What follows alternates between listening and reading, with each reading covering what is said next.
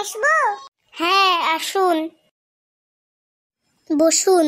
পল্টু বাবু, আপনি জানেন তো জলের আরেক নাম জীবন। এই মূল্যবান তরলটি রক্ষা করতে হলে অপচয় বন্ধ করতে হবে, তাই না?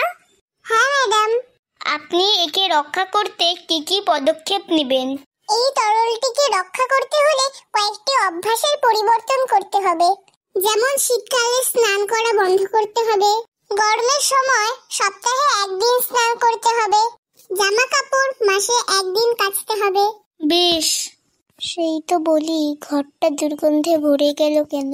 পল্টু বাবু, বলুন তো মহাকর্ষ কাকে বলে? মানুষ মানুষের মধ্যে যে তীব্র আকর্ষণ বল তাকে মহাকর্ষ বলে। এই যে বললেন আকর্ষণ বলের কথা, বলুন তো বল কি?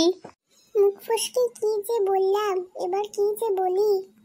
কি হলো বলুন তাড়াতাড়ি।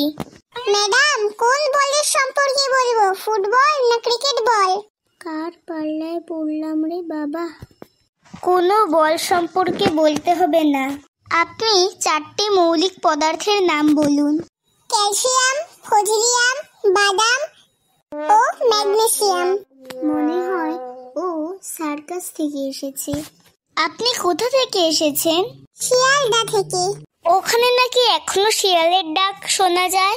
ঠিকই শুনেছেন, তবে 4 পায়ের শিয়াল না, 2 পায়ের শিয়ালের ডাক শোনা যায়। এবার বলুন তো প্রেসার অর্থাৎ চাপ কি? ম্যাডাম, চাপ তো নানা রকমের হয়, যেমন আর্থিক চাপ, পায়খানার চাপ, রক্তের চাপ। কোনটা বলবো ম্যাডাম? রক্তের চাপটাই বলুন। এই চাপ 2 প্রকার, লো প্রেসার আর হাই প্রেসার। বেশ বেশ, এবার বলুন তো ভিটামিন সি আর ভিটামিন ডি এর অভাব হলে কি খাবেন? ম্যাডাম, আমি ভিটামিন সি আর ভিটামিন ডি সমৃদ্ধ শ্যাম্পু পাওয়া যায় ওটা খাবো। আর একে সহ্য করতে পারছি না, বেটা তুই শ্যাম্পু খেয়েই মর। যাক, বুদ্ধি করে উত্তরটা দিলাম, রেগে গেল। এবার বলুন তো সমুদ্রের জল লবণাক্ত হয় কেন? কি যে বলি, এই বেটি আমাকে হেঁটাচ্ছে। দেরি করবেন না, বলুন। ম্যাডাম, ঘামের স্বাদ লবণাক্ত। জলচর প্রাণীদের ঘাম যুগ যুগ ধরে জলে সঞ্চিত হয়ে রয়েছে, এই কারণে সমুদ্রের জল লবণাক্ত। হয়েছে হয়েছে, আপনাকে অনেক কিছু জিজ্ঞেস করলাম, এবার আপনি আসতে পারেন। Thank you madam. যাক, পাগলের হাত থেকে বাঁচা গেল।